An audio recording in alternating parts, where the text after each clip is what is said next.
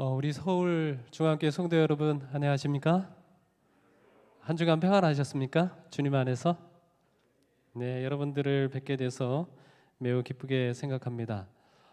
우리 서울 중앙교회가 이 코로나 상황 가운데 우리 성도들과 더불어 또 영적으로 부흥하고 또 선교를 위한 훌륭한 계획을 세우는 모습을 보면서 매우 또 본받고 싶고 또 격려도 하고 싶고 또 기쁘게 생각합니다. 또 오늘 말씀을 나누면서 말씀의 은혜가 여러분들의 영적 부흥과 교회 사역에 조금이나마 도움이 되기를 간절히 바랍니다. 제가 오늘 여러분들과 나눌 말씀은요, 괴가 돌게 하라라고 하는 제목으로 여호수아 6장 8절로 11절에 있는 말씀을 좀 함께 나누도록 하겠습니다.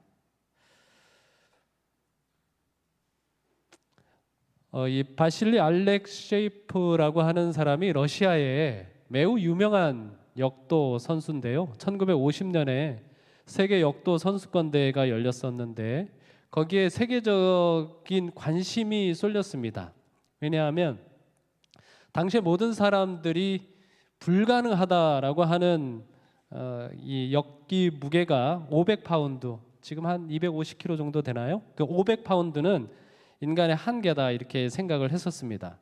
자, 그런데 이런 이 인간의 한계를 이 알렉 셰프가 좀 돌파해 줄 수 있을까라고 하는 기대감을 가지고 모든 사람들이 그것을 지켜봤는데요, 모두가 다 실망을 했습니다. 왜냐하면 이 알렉 셰프가 500파운드를 포기하고 499파운드를 들어 올렸기 때문입니다. 그가 그렇게 499파운드를 들어 올린 이유는 무엇인가 하면 500파운드는 불가능하다라고 생각을 했기 때문에 그랬거든요. 그런데 그가 이제 들어 올린 그 역계 무게를 다 이렇게 합쳐서 나중에 계산을 해보니까 달아보니까 501.5파운드였습니다. 이게 이제 발표가 됐죠. 이게 발표가 되자 그 해에만 무려 6명의 선수가 500파운드의 장벽을 뛰어넘었다고 하는 거죠. 이와 비슷한 스포츠계의 일화는 또 있는데요. 100m 달리기 할 때 10초는 인간이 결코 넘어설 수 없는 장벽이다라고 생각을 했었는데요. 이 기록이 1968년 미국의 짐 하인즈에 의해서 깨어집니다. 그 다음부터 아시는 것처럼 여러 선수들이 이 10초 벽을 뛰어넘었고요. 우리가 잘 아는 것처럼 갑자기 이름이 생각이 안 나네요. 이름이 볼트. 볼트. 이 선수가 얼마예요? 얼마 뛰었죠? 9초 58까지 뛰었습니다. 이렇게 누군가 우리가 생각하고 있는 장벽을 뛰어넘는 것은 매우 귀한 일이라고 생각이 듭니다. 그렇게 되면 우리가 연달아서 많은 장벽들을 뛰어넘게 되니까요. 오늘 본문의 말씀을 통해서 이스라엘 백성들이 가나안을 정복함에 있어서 첫 관문이었던 이 여리고성을 어떻게 돌파해 나아가는지 함께 살펴보도록 하겠습니다. 우리 성경 본문의 말씀을 좀 함께 읽도록 하겠습니다. 여호수아가 백성에게 이르기를 마침에 제사장 7은 양각 나팔 7을 잡고 여호와 앞에서 나아가며 나팔을 불고 여호와의 언약궤는 그 뒤를 따르며 그 무장한 자들은 나팔 부는 제사장들 앞에서 행진하며 후군은 궤 뒤를 따르고 제사장들은 나팔을 불며 행진하더라. 여호수아가 백성에게 명령하여 이르되 너희는 외치지 말며 너희 음성을 들리게 하지 말며 너희 입에서 아무 말도 내지 말라. 그리하다가 내가 너희에게 명령하여 외치라 하는 날에 외칠지니라 하고 여호와의 궤가 그 성을 한 번 돌게 하고 그들이 진영으로 들어와서 진영에서 자니라. 저는 이 본문의 말씀을 좀 묵상하면서 특별히 이제 11절에 있는 말씀이 매우 인상적이었습니다. 여호와의 궤가 그 성을 한번 돌게 하라라고 하는 이 말씀. 그래서 그 말씀을 중심으로 해서 본문의 말씀을 좀 풀어가도록 하겠습니다. 여호수아 당시의 여리고가 어떤 성이었는가? 이 고고학적 발굴에 따르면은요, 이 여리고는 지금 현재 이제 가상에서 그린 여리고성의 모습입니다. 이 여리고는 엄청난 양의 이렇게 흙이 이제 뚝을 만들어 가지고요 도시를 이루고 있었다고 합니다. 뚝의 바닥에는 10m 이상 높이의 이 돌로 된 옹벽이 있고요. 그 위에 6m 높이의 단단한 이중 외벽이 있었습니다. 그래서 뚝의 언덕 위에는 6m 높이의 또 다른 방어벽이 이렇게 버티고 서 있었다고 하는 것이죠. 10m 정도의 뚝이 있고 그 위에 6m 정도의 외벽이 있고 또 그 뒤로 6m 정도의 또 내벽이 있으니까요. 매우 견고하고 또 난공불락의 요새라고 할 수 있죠. 이 성이 얼마나 난공불락의 요새였는가라고 하는 것을 짐작할 수 있는 것은 여리고 이후에 이스라엘 백성이 이제 아이성을 정복할 때에 금방 어떤 마음을 갖게 됐어요? 자만심을 갖게 됐습니다. 자, 여리고 성을 돌 때에는 우리 모두가 다 같이 가가지고 그 여리고 성을 함락하자라고 하는 그런 마음으로 일치 단결을 했는데 여리고 성을 정복하고 나니까 아이성쯤은 어떻게 생각을 해요? 나 필요 없다. 다 갈 필요 없다. 몇 명만 가면 된다? 3,000명만 가면 된다. 이렇게 이야기를 하고 있으니까요. 이 여리고라고 하는 이 성이 얼마나 돌파하기가 어려운 성이었는지를 짐작할 수 있는 것입니다. 자, 그런데 문제는 뭐냐면 이스라엘 백성들이 가나안을 정복하는 데 있어서 첫 관문이 어떤 성이라는 거예요? 여리고 성이라는 것이죠. 아이성이었다면 조금 더 이렇게 부담이 덜했을 겁니다. 그런데 이 이스라엘 백성들이 가나안을 정복하기 위해서 제일 먼저 정복해야 할 성이 뭐예요? 여리고 성이었다고 하는 것이 이들에게 있어서 가장 큰 문제라고 볼 수 있습니다. 이런 상황을 보니까요, 우리도 좀 비슷하다라고 하는 생각이 듭니다. 여러분, 우리 각자에게도 돌파해야 할 장벽들이 있나요? 여러분의 삶에, 여러분의 신앙에 다 있으리라고 생각이 듭니다. 여기 옆에 나와 있는 도표에는요, 지난해 이제 8월에 동아일보에 이제 보도되었던 내용인데요, 생활 관측소라고 하는 이 뭐라 그럴까요? 트렌드를 조사하는 그런 회사가 있습니다. 그래서 기업들에게 그 트렌드를 이렇게 제공하는 그런 회사인데요. 이 회사에서 이제 파김치라고 하는 단어에 대한 사람들의 생각이 좀 어떻게 변화되는지 그 트렌드를 살펴봤는데요. 매우 재미있었습니다. 코로나 이전에는 파김치라고 하는 단어를 사람들이 검색하면 연관 검색어로 맛집이라든지 주문이라든지 파김치 먹는 법이라든지 파김치에 대해서 좀 추천 좀 해달라 이렇게 연관 검색어를 했는데요. 코로나가 시작이 된 이후에는 파김치 하면 다 누구에 관한 이야기예요? 엄마, 또 매일, 점심 뭐 이런 것이 이제 연관 검색어로 사람들이 이제 검색한다는 것입니다. 코로나라고 하는 시기를 지나면서 교회도 힘들어지고 어디도 힘들어지고 가정도 힘들어지고 우리 모두의 삶도 매우 힘들어지고 있다고 하는 사실을 좀 보여주고 있는 것 같습니다. 이 코로나 상황이 특별히 이제 교회에 있어서는 각 교회마다 굉장히 커다란 좀 어려움을 겪고 있는 것이 현실인 것 같습니다. 우리 교회, 이 재림교회는 조금 덜 합니다만 코로나 1년의 시간을 지나면서 개신교회 같은 경우는 수많은 교회가 문을 닫았습니다. 성도들이 나올 수 없고 이제 헌금이 줄고 하게 되니까 문을 닫았죠. 우리 서중한합회 같은 경우도 지난 이제 연초에 통계 조사를 해보니까 지난 12월 코로나가 2.5단계로 됐을 때 서중한 전체의 성도들이 몇 명 정도 나오나 대략적으로 추산을 해보니까 한 2,000에서 3,000명 정도 나오는 것을 좀 발견하게 됐습니다. 그만큼 교회에 우리가 교회 오는 것도 힘들고 교회 사역이라고 하는 것도 생각하기 어려운 그런 상황이라는 것이죠. 제가 이제 그런 상황들을 보면서 우리에게 있는 이런 장벽들을 어떻게 돌파해서 이 하나님의 나라를 넓혀갈 수 있을까? 우리 가정도 좀 어려운데 이 우리 가정이 어떻게 이 하나님의 통치가 점점 넓혀지는 그런 일이 가능하게 될까? 나 개인도 마찬가지고요. 그런 이제 고민을 좀 하게 됩니다. 특별히 이제 작년에 우리 서울중앙교회 하면 좀 감사를 먼저 드려야겠다 이런 생각이 들었습니다. 지난해 이제 코로나가 한참일 때 저는 이제 동작중앙교회에서 이제 목회를 하고 있었는데요.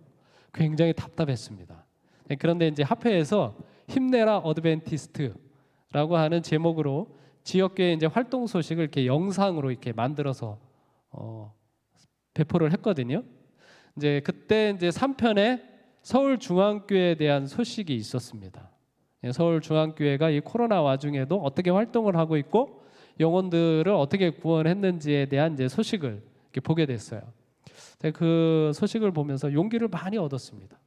그래서 우리도 할 수 있겠다. 우리도 뭔가 이 코로나 상황 가운데서 할 수 있는 일이 있겠다라고 하는 그런 생각을 가졌었습니다. 다시 한번 우리 서울중앙교회 모든 성도들에게 감사를 드립니다. 어쩌면은요 여러분들이 의식하지는 못할 수도 있는데 그 작년 이게 6월달에 아마 이렇게 배포됐었는데요. 그 6월달에 코로나 때문에 막 갈피를 못 잡고 있을 때 많은 교회들이 그 코로나라고 하는 어떤 장벽을 돌파하는데 우리 서울중앙교회 성도들이 기여한 바가 있습니다. 그런 면에 있어서 매우 감사드립니다. 자, 이러한 우리 앞에 있는 이런 장벽들을 어떻게 돌파할 수 있을까? 여기 우리 본문의 말씀을 보면 두 가지가 매우 키포인트로 좀 제시를 하고 있습니다. 뭐 하라는 거예요? 이 여리고를 무너뜨리기 위해서는 너희들이 뭐 해야 된다? 아무 소리도 아무 말도 내게 하지 말라. 이렇게 분명한 지시를 했습니다. 왜 이런 명령을 내렸을까라고 하는 것이 좀 궁금했습니다. 이스라엘 백성들이 이제 여리고 성을 이렇게 돌면서 그들이 들을 수 있는 유일한 소리는 뭐예요? 언약궤 앞에서 제사장들이 부는 양각 나팔 소리 외에 그것만 그들이 들을 수 있고 그 외에 어떤 소리도 그들이 들을 수 없도록 하셨습니다. 이유가 무엇일까? 여러분 군대 갔다 오신 분들은 이 소리를 지르는 게 어떤 의미인지 압니다. 언제 군인들이 막 소리를 지르나요? 언제 소리를 지르죠? 이제 유격장에 올라가서 수직 하강, 수평 하강 해가지고 높은 곳에 올라가서 정말 떨어져야 될 것처럼 두려운 그런 상황이 되면 뭐 하도록 하는가 하면 소리를 크게 지르도록 합니다. 5초간 발사하면 막 와 이렇게 소리를 지르게 해요. 소리를 지르면 어떤 효과가 생겨요? 두려움을 이겨내는 그런 효과가 생기는 것입니다. 그래서 소리는 언제 지르는 것인가 하면 두려울 때 질러요. 자, 그런데 이 이스라엘 백성들이 이 여리고 성을 돌 때에 여호수아를 통해서 각별한 주의를 주었는데 그것은 무엇인가 하면 절대로 뭐 하지 말아라? 아무 소리도 내지 말라라고 하는 주의를 주었습니다. 만약에 이스라엘 백성들에게 소리를 지르도록 했다면 어떤 일이 일어났을까? 한번 그때 당시로 돌아가서 좀 이렇게 좀 상상을 좀 해보게 됩니다. 그러면 이 이스라엘 군대가 뭐 그렇게 오늘날처럼 훈련을 많이 잘 받은 그런 군대도 아닙니다. 그러면 줄을 지어서 이제 행군을 하기는 하겠지만 뭐 소리를 내도 된다라고 하면 어떻게 행군할 것 같습니까? 이스라엘 군인들이 네? 옆 사람하고 뭐 할까요? 잡담도 하겠죠. 자, 그런데 아마 그들은 이제 지금 전투를 앞두고 있는 군인들이기 때문에요. 무엇을 보게 될까요? 여리고 성을 보겠죠. 여리고 성을 보면서 그들이 나누는 대화는 점점 어떻게 변화될 것 같습니까? 어떻게 변화될까요? 두려움이 점점 쌓이겠죠. 저 성을 우리가 과연 무너뜨릴 수 있을까? 저 성을 점령할 수 있을까? 라고 하는 그런 생각들이 점점 말을 통해서 점점 어떻게 되게 돼 있어요? 퍼져 나갔을 것입니다. 하나님께서는 이스라엘 백성들로 하여금 첫 관문을 통과하면서 그들의 마음 가운데 공포심이 점점 커가도록 하지 않으신 것이죠.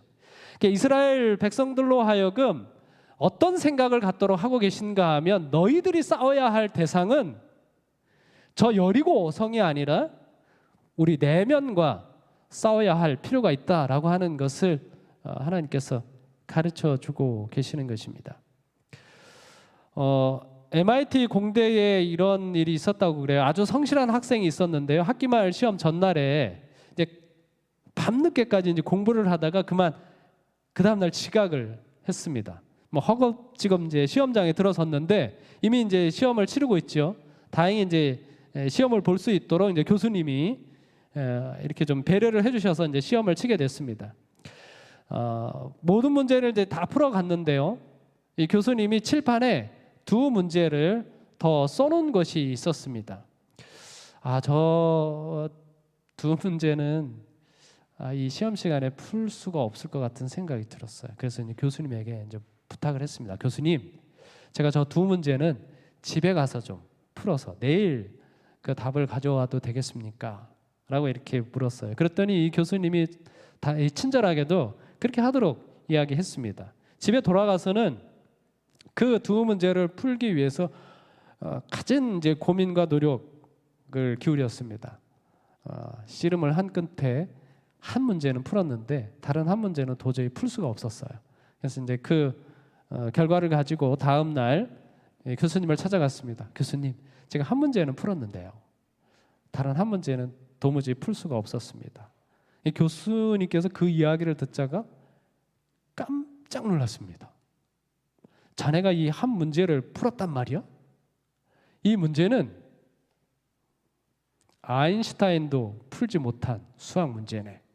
이렇게 이야기하더라는 것입니다. 그날 이 칠판에 두 문제를 적어놨는데 시험 시작하기 전에 이 교수님이 이 문제는 아인슈타인도 풀지 못한 문제다. 근데 한번 너희들 풀어봐라 라고 이렇게 이야기를 했는데 그 이야기를 들은 모든 학생들은 다 포기를 했어요. 근데 이 학생만은 그 이야기를 듣지 못했으니까 그 시험 문제를 풀기 위해서 씨름을 하고 결과적으로는 그로 인해서 한 문제를 풀어낸 것이죠. 그래서 이 MIT 공대생의 이제 경험을 통해서 이 심리학자들이 이야기하는 것은 우리에게 있는 장벽들이 진짜 넘을 수 없는 장벽이 되는 것은 그것이 장벽이 우리가 결코 넘어설 수 없기 때문이 아니라 뭐 때문이다? 심리적인 문제 때문이다라고 이렇게 이야기를 하고 있는 것이죠. 아까 그 알렉 쉐이퍼도 마찬가지고 그들이 들 수 없어서 못 드는 것이 아니라 우리 안에 뭐가 있다는 거예요? 이 심리적인 장벽이 있다고 하는 것입니다. 심리적. 어쩌면 우리가 이제 코로나를 대하고 있을 때도요, 우리 모두가 우리 스스로 세워놓은 심리적인 장벽이 있는지도 모릅니다. 그래서 이 장벽은 우리가 결코 돌파할 수 없다고 생각을 하는 것이죠. 그래서 우리 서로 이제 그렇게 이야기합니다. 우리 성도님들이 이제 자주 서로 이야기하는 이야기 가운데 무엇이면 이 코로나 때문에 이것도 못하고 이것도 못하고 이것도 못하고 이것도 못하고 이것도 못하고 그런 하지 못하게 된 것들에 대해서 굉장히 많은 이야기를 서로 하게 됩니다. 그런데 저는 이제 여호수아가 이스라엘 백성들과 함께 여리고 성을 돌면서 하나님께서 단단히 주의를 주신 이 부분 우리가 깊이 좀 생각해 볼 필요가 있다고 여겨집니다. 이에 대해서요, 부자 선지자 493쪽에는 그 이유를 이렇게 설명을 하고 있습니다. 그러나 성벽을 최후로 무너뜨리기 전에 오랫동안 이런 의식을 계속하게 한 이 모든 계획은 이스라엘 백성 중에 뭘 개발시킬 기회를 주시고자 하심이었다? 신앙심을 개발시킬 기회를 주시고자 함이었다라고 말씀하고 있습니다. 그들이 이 엿새 동안 그리고 이제 7일 동안 이 여리고성을 돌면서 그들의 마음 가운데 뭐가 생겨나기 시작해요? 신앙심이 생겨나기 시작합니다. 왜? 그렇게 될 수 있었던 이유가 뭐예요? 아무 말도 하지 말라고 하셨기 때문에 그렇습니다.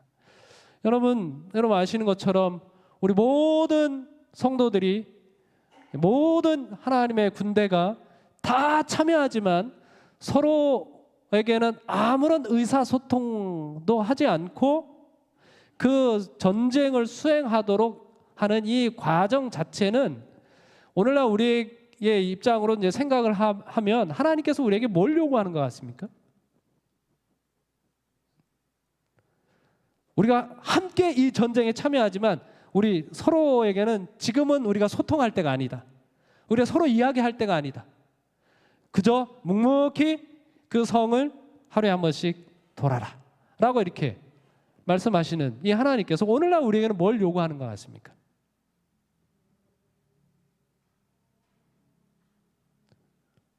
우리에게 하나님께서 요구하시는 것은 기도의 싸움 아닙니까? 이 전쟁 마당에서 우리가 하나님의 군대로서 하나님의 엄청난 일을 감당해내야 하지만 우리 서로는 소통을 하지 않아요. 그럼 누구하고 소통하라는 것입니까?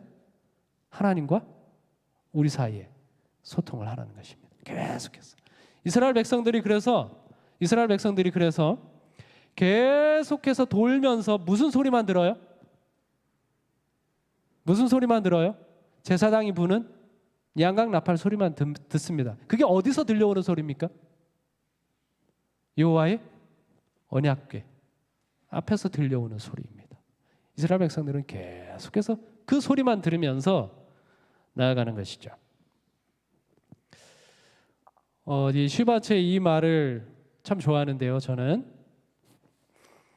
낙관적인 사람은 사방에서 파란 신호를 본다. 그렇죠? 낙관적인 사람은 안 되는 일이 없다고 생각을 합니다. 자, 비관적인 사람은 항상 뭘 본다? 붉은 신호를 먼저 본다. 자, 그러나 하나님을 믿는 사람은 뭐다? 하나님을 믿는 사람은 뭐다? 생명이다. 하나님을 믿는 사람에게는 파란색, 빨간색 중요하지 않아요. 오직 뭐만 본다? 오직 그리스도만 바라본다.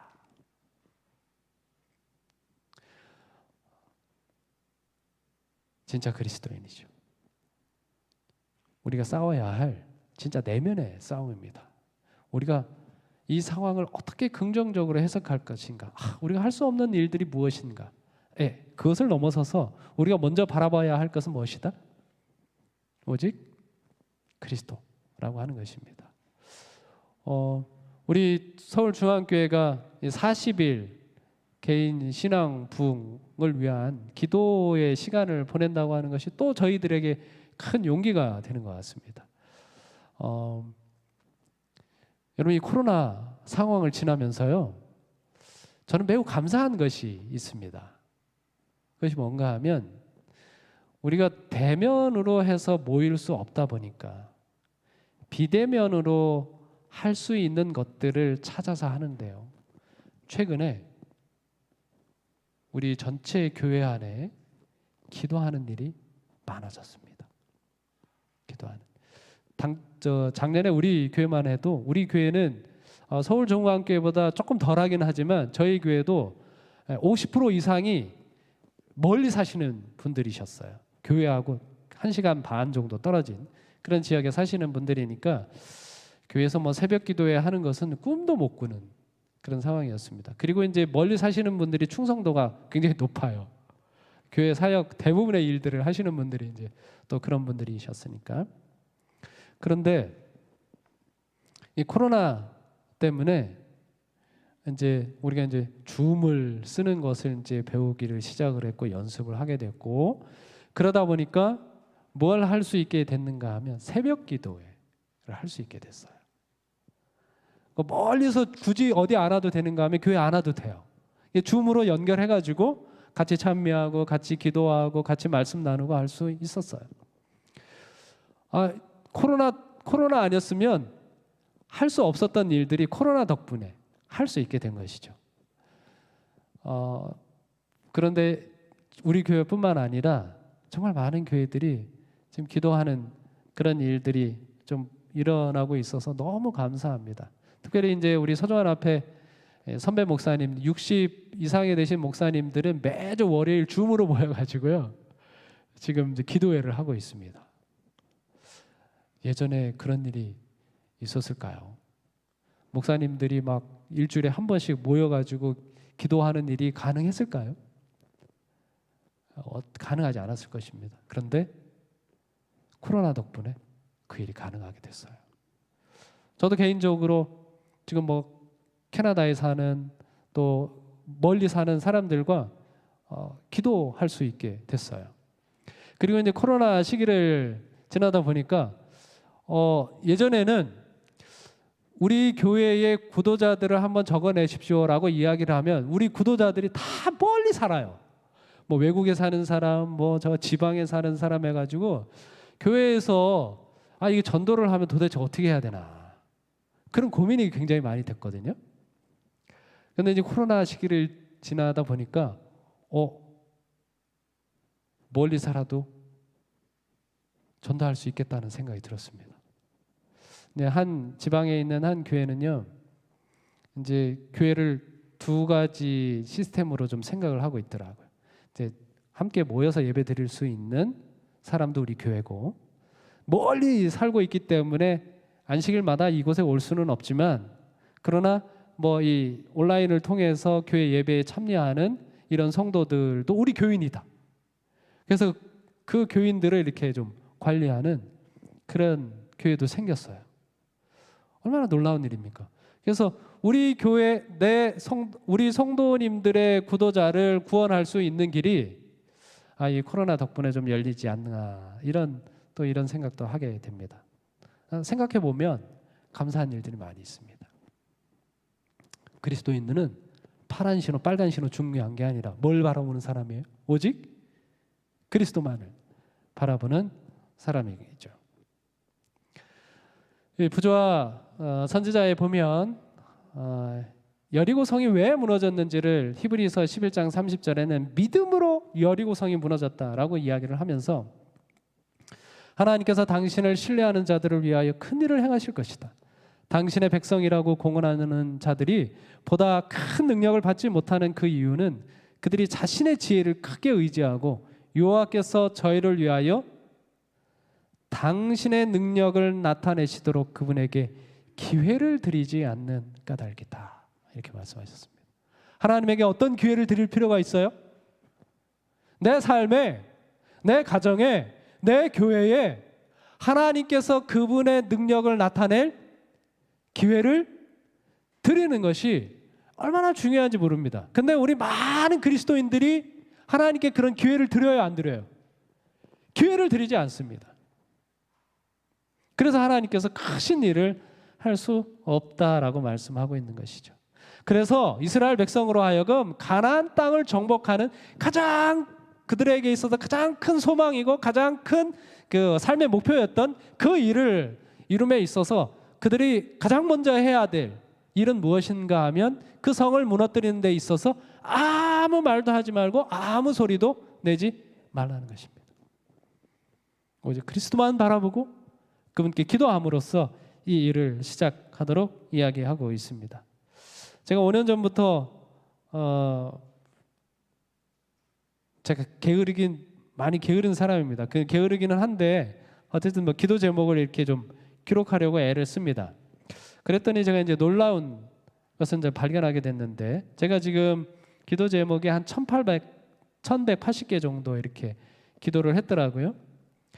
그런데 그 가운데 응답받은 것이 몇 개나 되나 세어봤더니 한 665개 정도 응답이 됐습니다. 적어보니까 예전에는 기도 응답을 받았습니까? 이렇게 물어보면 뭘 받았지 이렇게 생각이 잘 안 나요. 그러니까 하나님께서 나를 위해서 어떤 큰 일을 하셨는지에 대해서 잘 몰랐습니다. 그런데 이제 저렇게 이제 기도 노트를 통해서 기도 제목을 이렇게 적어보니까 내가 모르는 사이에 아무 소리는 없는 것 같았지만 하나님께서 얼마나 위대한 일들을, 얼마나 큰 일들을 이루어가고 있는지를 보게 됩니다. 제가 이제 5년간 기록하는 건데 이제 1180개니까 제가 참 게으릅니다. 더 많이 기록할 수 있는데 그러질 못했는데, 여러분들 삶에도 한번 하나님께 기도한 것과 하나님께서 응답하신 것들을 한번 계수를 해보면 훨씬 더 많은 것들이 우리가 생각한 것보다 하나님께서 많은 일들을 하셨다고 하는 사실을 좀 여러분들이 깨달을 수 있을 겁니다. 기도가 너무 중요해요. 그러면서 이 요사 6장 11절에 있는 말씀은 매우 인상적입니다. 여러분, 이스라엘 군대가 궤를 가지고 이렇게 여리고성을 돌았습니까? 아니면 여호와의 궤가 이스라엘 군대를 이끌고 여리고성을 돌았습니까? 네. 실제적으로 보면 이스라엘 군대가 이제 언약궤를 메고 돈 것처럼 보입니다. 근데 하나님께서는요, 뭐라고 말씀을 하고 있는가 하면 여호와의 궤가 돌게 하라, 이렇게 표현하고 있습니다.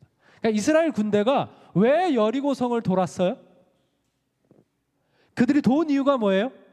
그들이 돌아야 하기 때문에? 아니요.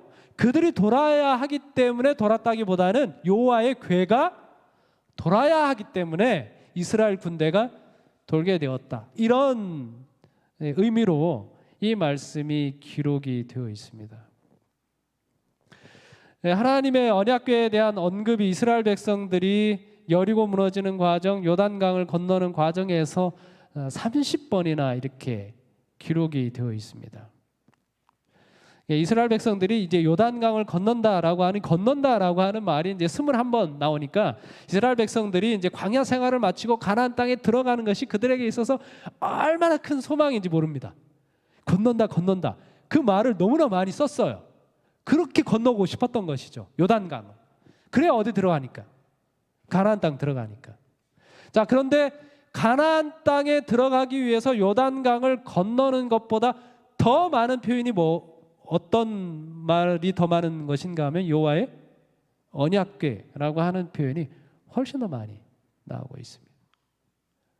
그러니까 우리가 예수님께서 이 땅에 오셔서 저 하늘 본향에 가는 것이 우리의 커다란 소망이기는 하지만 그 소망을 이루기 위해서 더 중요한 것이 있다면 뭐예요? 우리의 삶에 하나님의 언약궤가 함께하는 것입니다. 하나님의 언약궤는 뭘 상징해요? 하나님의 임재를 상징합니다. 하나님의 임재. 이 하나님의 언약궤에 대한 놀라운 언급이 사무엘상 4장에 나오는데요, 여러분 잘 아시는 이야기입니다. 이 언약궤 홈리와 비나스 때문에 뺏겼잖아요.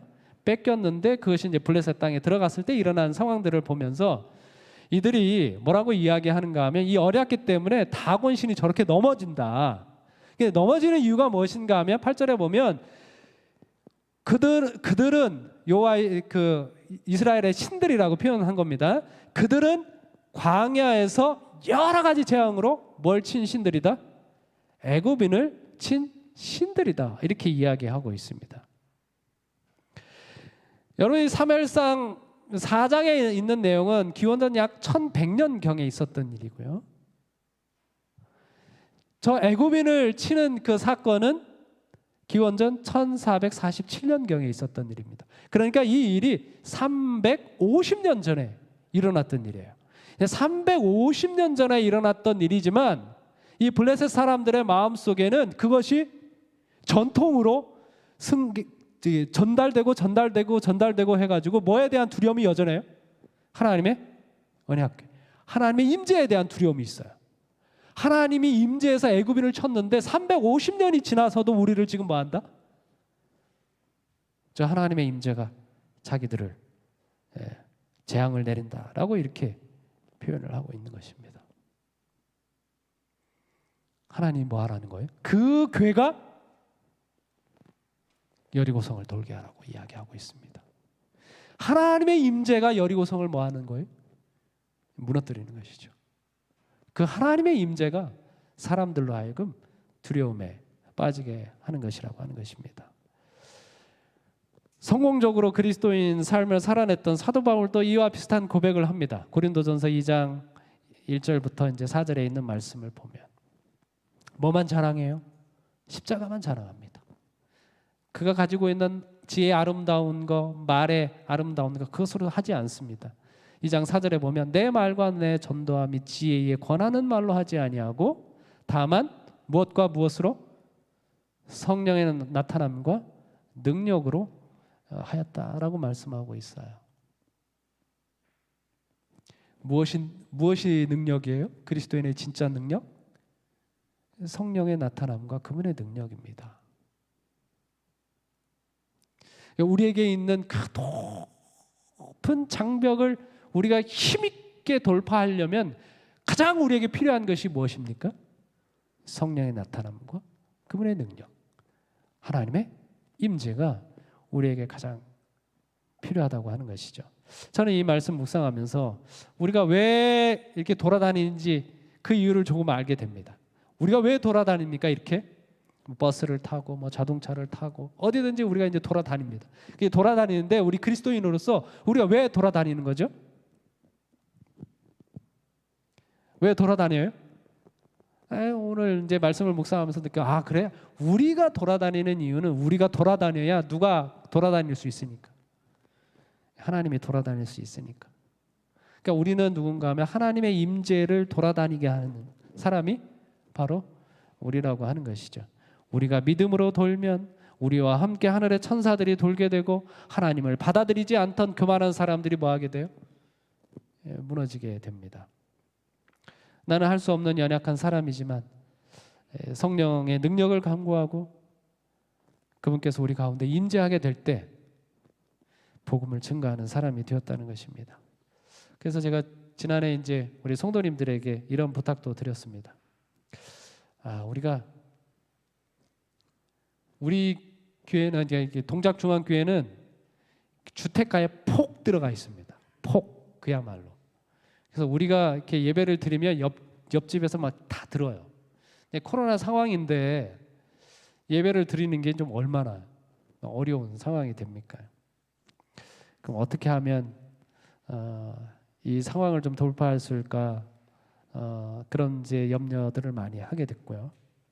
또 이제 뭐 서울중앙교회 힌트도 없고 이 철옹성 같은 높은 사람들의 이제 교만한 마음을 두려워 떨게 하는 방법이 뭘까? 그래서 우리가 성도들하고 이거 우리 지역 교회를 위해서 이제 우리 봉사활동하자. 봉사활동. 그래서 막 골목에 있는 담배꽁초 막 이런 쓰레기를 막 계속 주었습니다. 저는 이제 매일 하고 교인들은 이제 토요일 오면 이제 이렇게 하고 우리가 지나가면서 뭐 아무 소리는 내지는 않지만 조용히 쓰레기를 주우면서 그들을 위해서 기도해 주자. 이 집 저 집 돌아다니면서 막 그들이 알든지 모르든지 이제 그 교회를 위해서 이제 기도해 주자 이렇게 했습니다. 그러면 이제 그들의 담이 무너질 거라고 우리가 이제 생각을 했고요. 아니나 다를까요? 동네에 이제 한 아주머니가 계신데 우리 교회 들어오는 초입에 사시는 분이십니다. 그분이 얼마나 까다로우신 분인지 몰라요. 우리 서정원 앞에서 지금 현재로는요 차를 운전해서 들어오기가 가장 어려운 교회가 동작중앙교회입니다. 거기는 이제 교인들이 다 교회 마크가 하나씩 있어요. 스크래치가 저기 범퍼에 스크래치가 다 있어요. 벽을 이렇게 긁고 가가지고 너무 힘들어요. 예전에는 이제 한 분이 새 차를 샀는데 교회 들어오다가 이제 이렇게 긁히는 바람에 다시는 교회 안 나왔다고 그래요. 뭐 그만큼 좀 힘든 그런 상황인데, 근데 그 앞에 나갈 때마다 여러 번 왔다 갔다 해야 되는데 그분 집 앞에서 왔다 갔다 하거든요. 그러면 그 할아버지하고 할머니하고 딱 나와서 지켜보고 계셔요. 자기네 집 어떻게 좀 건드리나 안 건드리나 이렇게. 그래서 이제 운전하시는 분들이 얼마나 부담스러운지 몰라요. 왔다 갔다 이렇게 하면. 근데 그 아주머니가 감동을 받았습니다. 감동. 그래가지고 어느 한 8월인가, 한 9월인가 아마 그때쯤 됐나 봐요. 요즘에 교인들 안 오냐고 그렇게 물어봐요. 그래서 코로나 때문에 교회 잘 못 옵니다. 그랬더니 그분이 하시는 말씀, 교인들이 이렇게 코로나를 겁내느냐고. 뭐 하나님 믿는 사람들이 이렇게 코로나를 겁내서 쓰냐고 막 이렇게 말씀하시더라고요. 교인들이 못 온다고 그분이 오히려 타박하는 일이 있었어요. 얼마나 우리가 이제 서로 이제 감사했는지 모릅니다. 우리가 소리 없이 뭐 하면요? 소리는 없지만, 아무 소리는 없지만 우리가 기도하면서 하나님의 임재가 우리와 함께 하도록 할 때에 하나님 소리 없지만요, 하나님 엄청난 일을 하십니다. 여러분 기도하는 것 아무 소리 없는 것처럼 보이지만 우리가 기도하고 있을 때 하나님께서 엄청난 일을 하십니다. 여러분 그 믿음을 가지고요, 다음 19일부터 40일의 시간을 한번 보내시기를 바랍니다. 얼마나 하나님께서 이 서울중앙교회를 위하여 일하실지 기대하시면 좋을 것 같습니다. 앤드류 머레이라고 하는 사람이 이런 말을 했습니다. 기도가 전부가 되게 하라라고 하는 책 20페이지에 보면 그 어떤 죄도 기도하지 않는 죄보다 더 큰 수치가 될 수 없다. 그렇다면 기도하지 않는 것이 이토록 큰 죄인 까닭은 무엇인가? 첫째, 하나님 앞에 가장 큰 치욕이다. 하나님은 우리를 그분께 오라고 하시며 그분과 함께 교제하고 모든 필요를 구하라고 하신다. 그분과 사귐으로써 경험할 수 있는 깊은 축복의 자리로 초대하신다. 하나님은 그분과 교제를 통해 우리가 최상의 영광과 구원을 누리게 하셨다. 그럼에도 불구하고 기도에 겨우 5분만 할애하는 사람들이 얼마나 많은가. 우리는 시간이 없다고 말한다.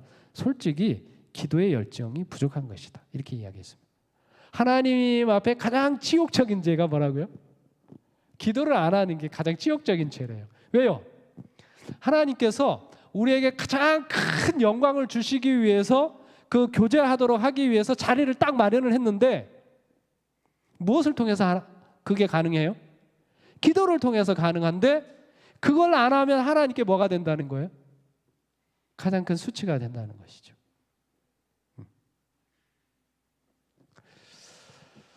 여러분 그 정로의 계단 보시면 기도의 특권 11장에 나오는데요. 기도의 특권을 말하면서 기도에 대해서 가르치는데 기도에 대해서 첫 번째로 가르치는 게 뭔지 아십니까? 기도는 뭐다? 기도가 뭘까요? 기도는 친구처럼 그분께 우리의 모든 것을 나타내는 것이다. 말하는 것이다. 라고 이야기합니다. 기도는 뭐다? 하나님께 친구처럼 이야기하는 것이다. 가장 첫 번째로 이렇게 가르쳐주고 있거든요.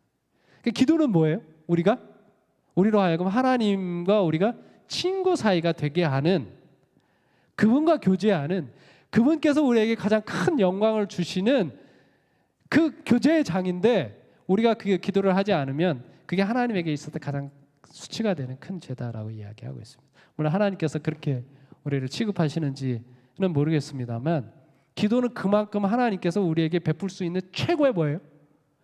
최고의 선이에요. 선의. 그것을 우리가 좀 받아들이기를 바라는 마음으로 이렇게 이야기하고 있는 것입니다. 19일부터 기도를 시작할 때에 특별히 우리 서울중앙교회가 교회의 본질, 원형교회를 생각하면서 기도회를 한다고 말씀해 주셨습니다. 그 기도회를 할 때 기도회를 하면서 우리 모든 성도님들이 이 기도를 통해서 하나님께서 어떤 큰 일을 우리 교회와 나 개인에게, 우리 가정에게 베푸실지에 대한 큰 기대감을 가지고 이 기도회에 임하시기를 바랍니다. 그러면 하나님께서요, 소리는 없지만 우리를 위하여 이루시는 엄청난 일을 여러분들이 40일 동안 지켜보실 것입니다. 그 축복이 우리 모든 성도들에게 함께 있기를 간절히 바라면서 말씀을 마치겠습니다.